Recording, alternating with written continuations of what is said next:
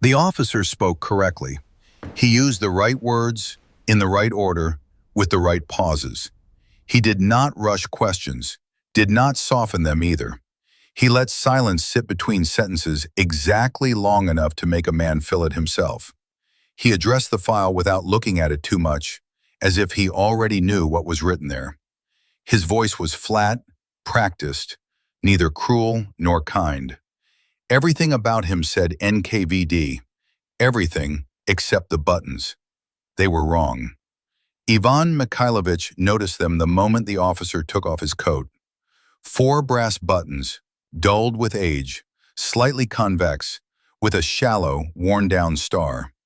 Not the sharp, stamped star introduced 3 years ago. Not the newer alloy. Old issue, pre-1936.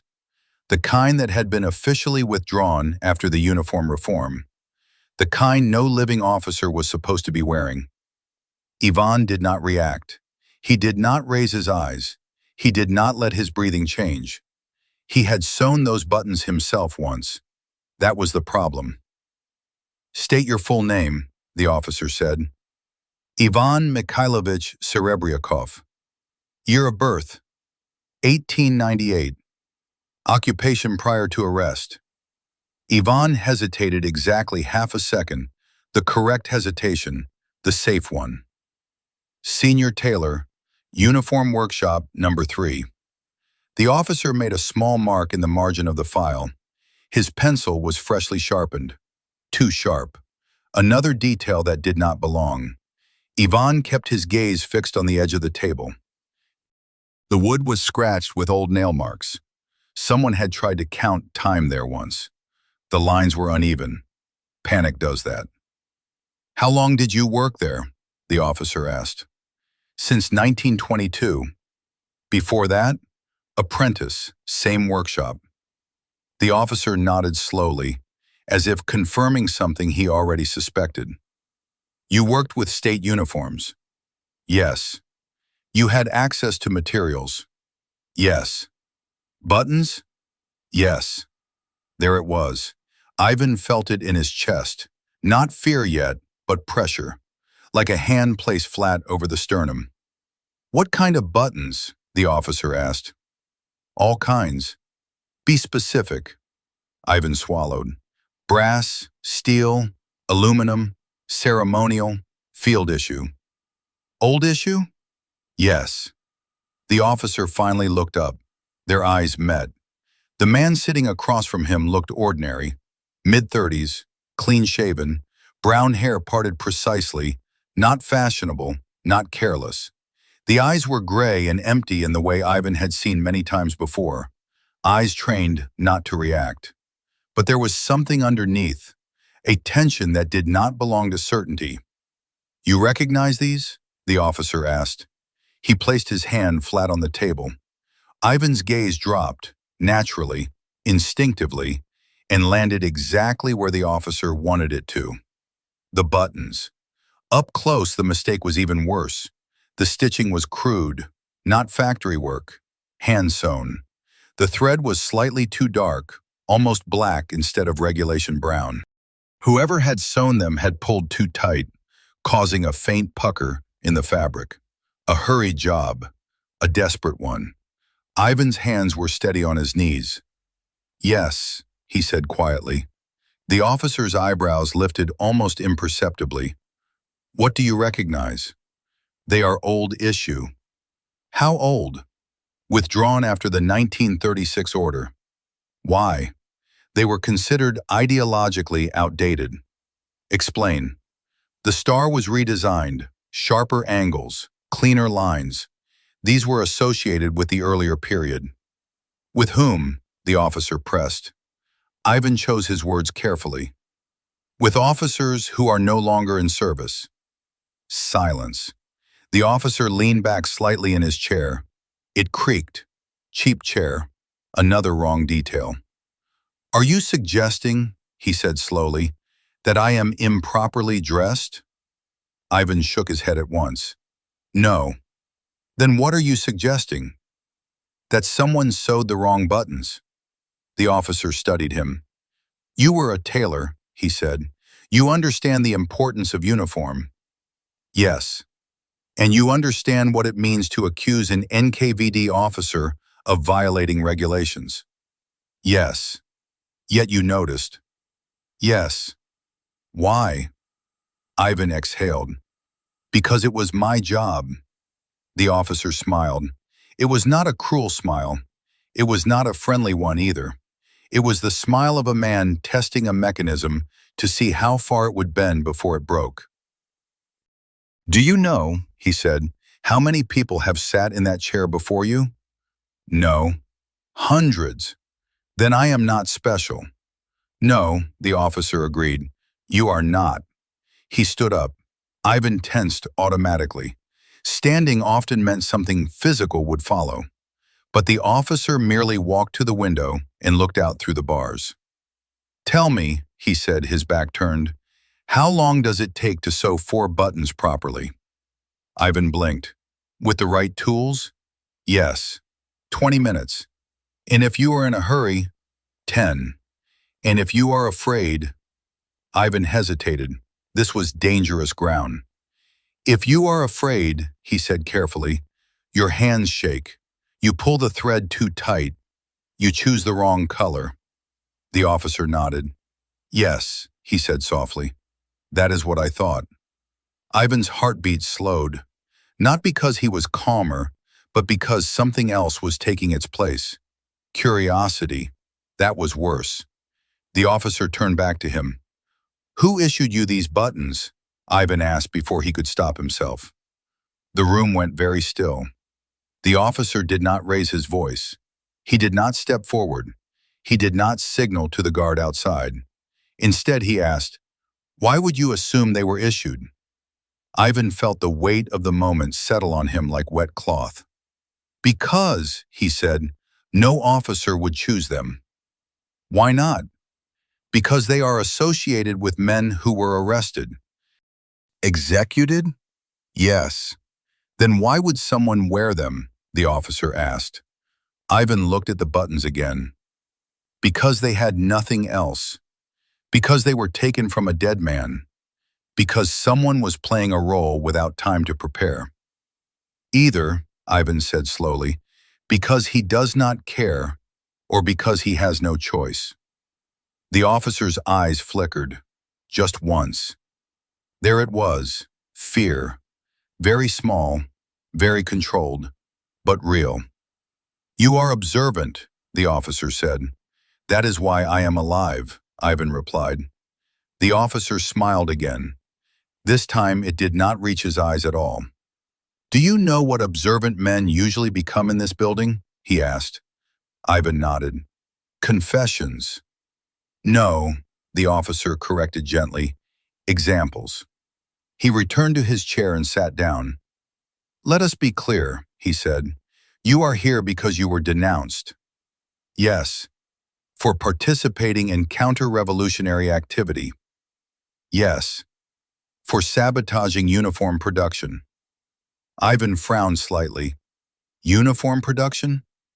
You deliberately altered insignia. Ivan felt a cold wave pass through him. That is absurd, he said. I followed orders. Whose orders? The department's. Which department? The quartermaster's. The officer tapped his pencil once.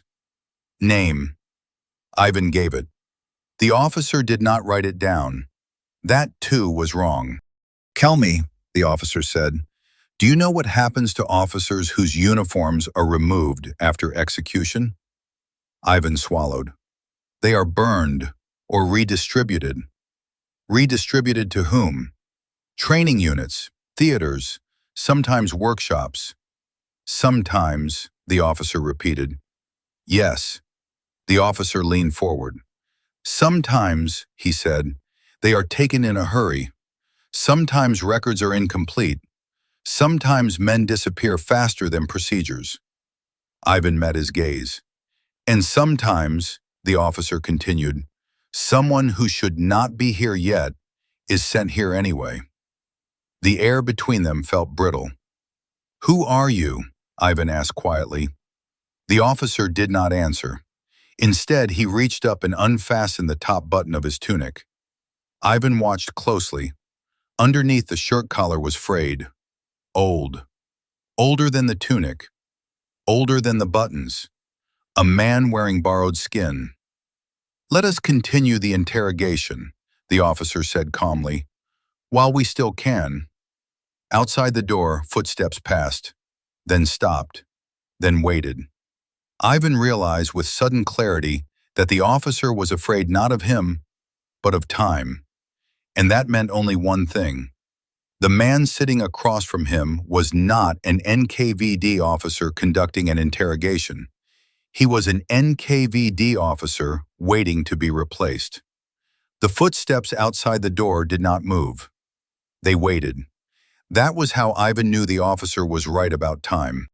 In this building, footsteps either passed or arrived.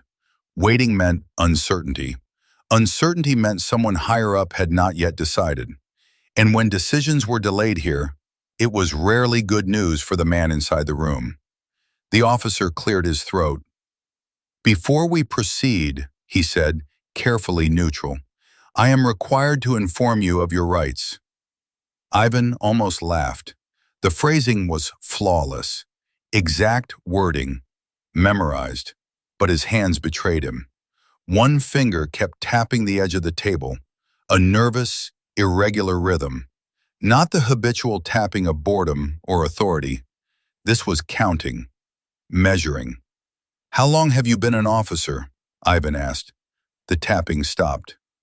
"That is not your place to ask questions." "I know," Ivan said. "It is my place to answer them." "Then do so." Ivan leaned back slightly, not enough to be defiant, just enough to change the balance of the room. "You asked about the buttons," he said. "You asked because you already knew they were wrong." The officer did not respond.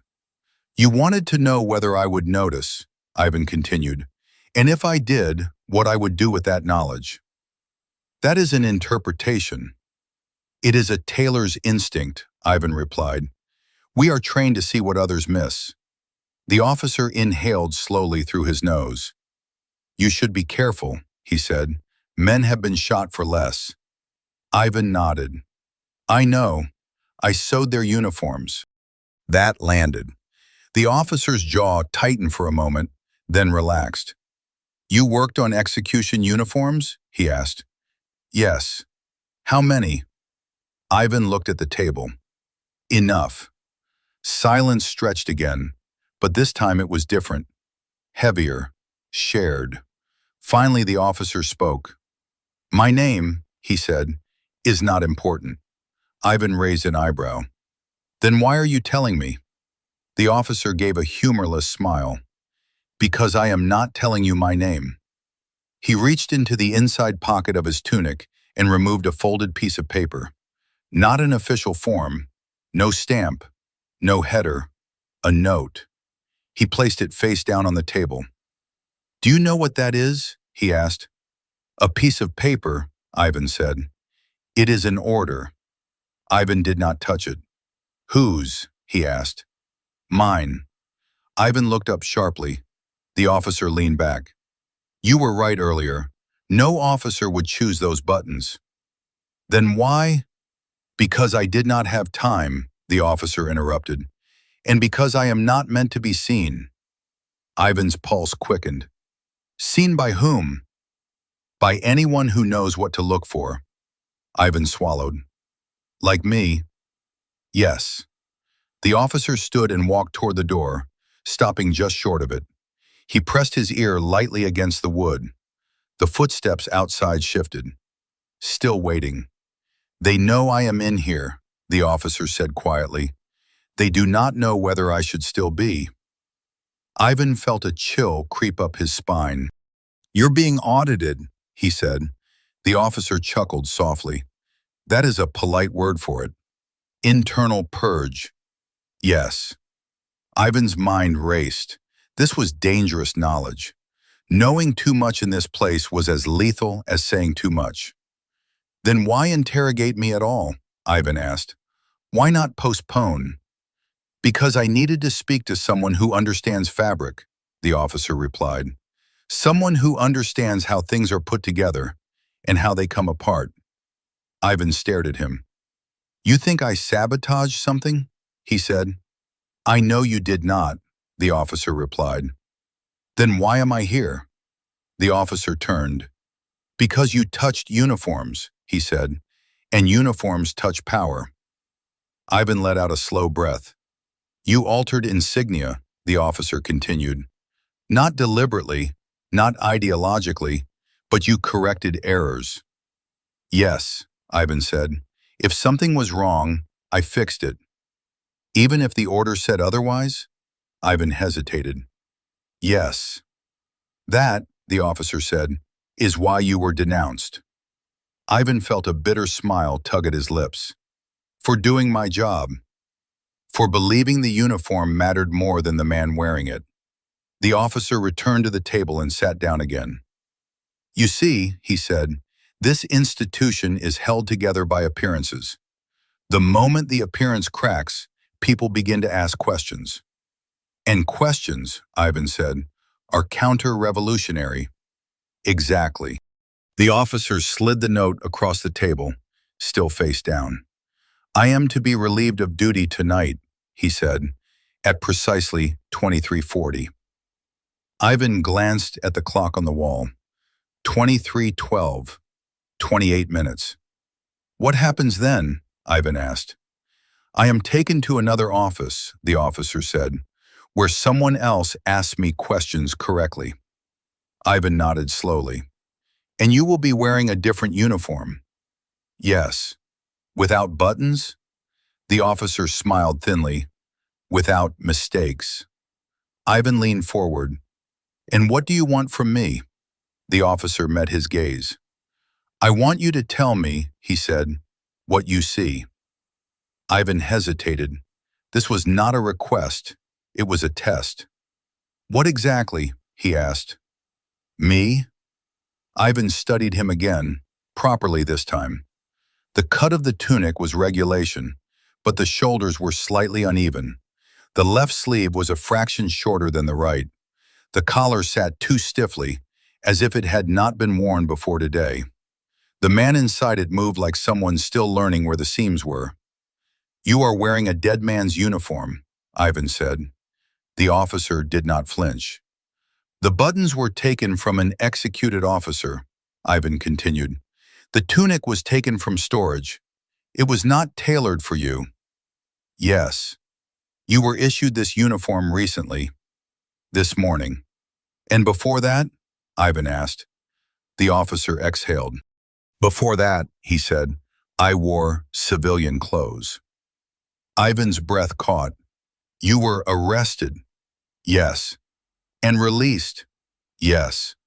Ivan shook his head slowly. That does not happen. The officer's eyes hardened. It does if the paperwork moves faster than the bullets. Ivan felt something close to awe, or terror. He was not sure which. They needed someone to replace the man who interrogated this room, the officer continued, and I was available. You are a placeholder, Ivan said. A shadow, the officer agreed. A delay. Ivan stared at the buttons again. And when they finish with you? The officer shrugged. They will issue my uniform to someone else. The footsteps outside shifted again. Closer now. Ivan looked at the clock. 23:27, 13 minutes. Why tell me this? Ivan asked quietly. Because you will survive, the officer said. Ivan froze. I will? He asked. Yes. Why? Because when they come in here, the officer said, they will need to know that this interrogation was conducted properly. And it was, Ivan said slowly. Yes. And the buttons? They will not notice. Ivan shook his head. Someone will. The officer leaned forward. Then you will explain them. Ivan looked at him sharply. Me? You are a tailor, the officer said. You will say they were sewn incorrectly by a careless subordinate. They will believe me? They will believe the file, the officer replied, and I will make sure the file believes you. Ivan felt a knot form in his stomach. You're using me, he said. The officer nodded. Yes. And what do I get in return? The officer reached into his pocket again and this time produced a stamped document. Real, fresh ink. A release order. Ivan's hands trembled as he took it. You walk out, the officer said. Tonight. And you? The officer glanced at the clock. I stay. The footsteps outside stopped directly at the door. A knock. One sharp rap. Time, the officer said. He stood, straightened his tunic, and after a moment's hesitation, unfastened one of the wrong buttons. He placed it gently into Ivan's palm. A souvenir? Ivan whispered. A reminder, the officer said, that uniforms outlive men. The door opened. 2 officers entered, real ones. Their uniforms were perfect. Is the interrogation complete? One asked. Yes, the officer replied smoothly. The subject has confessed to procedural negligence. Ivan felt the weight of the button in his hand. The officer did not look at him again. Take him, the newcomer said. Ivan stood. As he was led toward the door, he glanced back one last time. The officer was already sitting, head bowed, hands folded on the table. A man waiting to be unstitched. Ivan walked out of the building just before midnight. No one stopped him. That alone felt unreal. The cold hit his face like an accusation. Snow had begun to fall again, thin and dry, carried sideways by the wind. The city looked unchanged, trams rattling, a few silhouettes moving quickly along the sidewalks. But Ivan felt as if he had crossed some invisible boundary. Behind him, the building stood silent. The release order was still in his coat pocket. He touched it twice as he walked, just to be sure it was real. It was. He did not run. That would have been foolish. Running drew attention. Instead, he walked steadily, head down, like a man returning from a late shift, like someone who belonged. At the first corner, he stopped. Only then did he open his palm. The button lay there, dull and warm from his skin, heavy for its size. The star on it was worn almost smooth, as if many fingers had touched it before him. Ivan closed his hand around it. He did not look back. He did not sleep that night. He sat at the small kitchen table in his communal apartment, the button placed carefully in front of him. He turned it over and over, tracing the edge with his thumb. Old issue. Withdrawn. Taken from a dead man. That was what he believed. That was what made sense. At dawn, a knock came at the door. Ivan froze. 3 knocks. Firm. Controlled. Official. He stood slowly, every muscle already preparing for the end. He tucked the button into his pocket without thinking, straightened his shirt, and opened the door. A young woman stood there, early 20s, plain coat, red scarf pulled tight around her neck. Are you Ivan Mikhailovich Serebryakov? She asked. Yes. I am from the records department, she said, holding up an identification card just long enough to be seen, not long enough to be studied. You are required to report to Uniform Workshop number 3. Ivan blinked. For what purpose? He asked. There has been an error, she said. It must be corrected. His mouth went dry. Am I under arrest? No. Then why? You will be compensated for your time, she said flatly. Be there by 9. She turned and left without another word. Ivan closed the door slowly. His legs felt weak. Workshop number 3 smelled the same as it always had. Steam, metal, old fabric, oil. Familiar, almost comforting. That frightened him more than anything else. The foreman barely looked up when Ivan entered. You're late, he said. It's 8:45, Ivan replied. Then you're early, the foreman grunted. Come, We need you." They led him not to the sewing floor, but past it, through a door Ivan had only used once before. The archive. Rows of uniforms hung in silence, each tagged, numbered, catalogued. Jackets, coats, caps, history arranged by size. At the far end, a uniform lay on a work table. Ivan stopped walking. His breath caught in his throat. It was the uniform, the same tunic, same cut, same shoulders, the same 3 correct buttons, and one missing. "Where did this come from?" Ivan asked hoarsely. The foreman scratched his chin. "From storage. Why?" Ivan stepped closer. The stitching around the missing button was torn, not cut, ripped. "This uniform was worn," Ivan said. "Yes," the foreman replied. Briefly. "By whom?" The foreman frowned. "You should know. You're the one who noticed the problem." Ivan turned slowly. "I noticed a problem last night," he said, "in an interrogation room." The foreman stared at him. "What interrogation room?" Ivan felt the ground shift. "This uniform," he said carefully, "belonged to an officer who interrogated me." The foreman's face drained of color. "That's impossible," he said. "Why?" "Because," the foreman whispered, "that uniform belongs to senior investigator Alexei Petrovich Morozov." Ivan's ears rang. "Morozov?" he repeated. "Yes." "When was he executed?" Ivan asked. The foreman recoiled. "Executed?" he snapped. "What are you talking about?" Ivan forced himself to breathe. "Morozov was purged," he said. "His uniform was redistributed." The foreman stared at him like he had gone mad. "Morozov has never been arrested," he said. "He has been with the NKVD since 1920. Ivan shook his head. "I saw the buttons." The foreman hesitated. Then he sighed. "Those buttons," he said quietly, "were his." Ivan felt cold all over.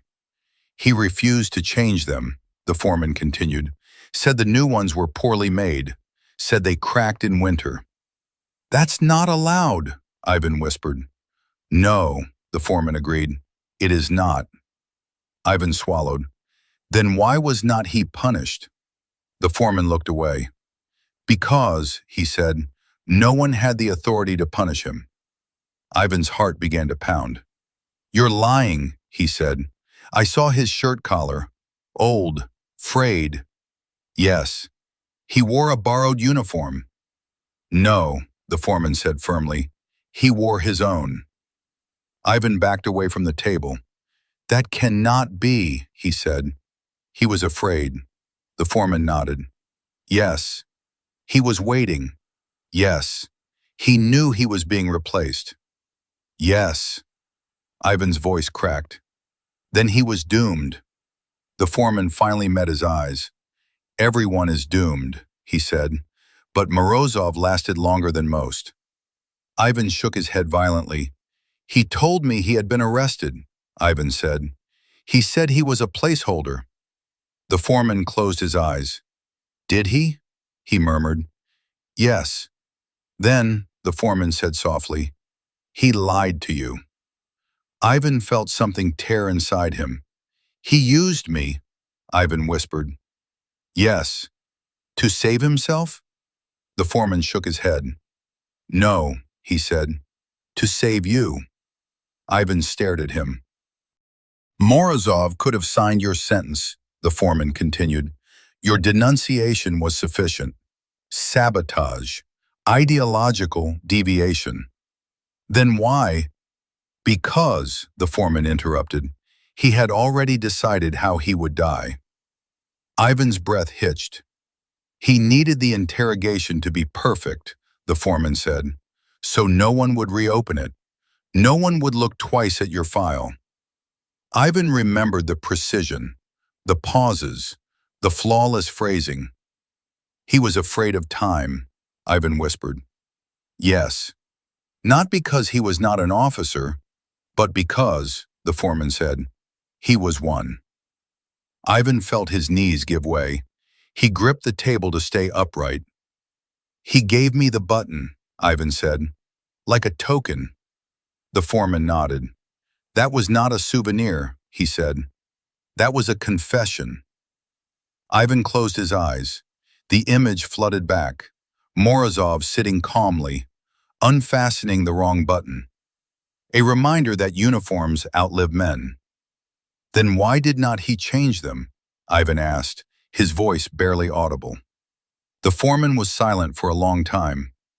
Finally, he said, because those buttons were taken from his first uniform.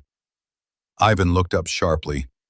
From the uniform he wore during the first executions, the foreman continued, before the reform, before the rules were perfected. Ivan's stomach turned. He kept them, the foreman said, because he believed some things should not be corrected. Ivan thought of the hands that had worn them, the men who had stood where he stood. Morozov could have survived, Ivan said. He knew how. Yes, the foreman replied, but then someone else would have taken his place. Ivan opened his pocket and removed the button, placed it on the table. The metal clicked softly against the wood. What happens now? Ivan asked. The foreman covered it with a cloth. Now, he said, we sew on a new one. Ivan laughed. It came out broken, almost a sob. And Morozov? He asked. The foreman did not answer immediately. Then, Senior Investigator Alexei Petrovich Morozov was found dead in his office at 2357. Ivan closed his eyes. Official cause? He asked. Heart failure, the foreman said. Ivan nodded slowly. He chose the time, he whispered. Yes. And the uniform? The foreman gestured around the archive. It will be worn again. Ivan stood there, shaking. He was real, Ivan said. All of it. Yes. The fear, the precision, the kindness. Yes. Ivan looked at the place where the button had been. He saved me, he said. The foreman nodded. Because, he said quietly, tailors notice details. Ivan turned toward the exit. At the door, he stopped. Why tell me? He asked. The foreman looked tired. Because one day, he said, someone will notice your buttons. Ivan stepped out into the snow. His coat felt heavier than before, and for the rest of his life, every time he fastened a button, his hands trembled, because he knew now the most terrifying truth of all. The most dangerous men were not the ones pretending to be NKVD officers. They were the ones who knew exactly what they were and chose, at the very end, to stop pretending otherwise.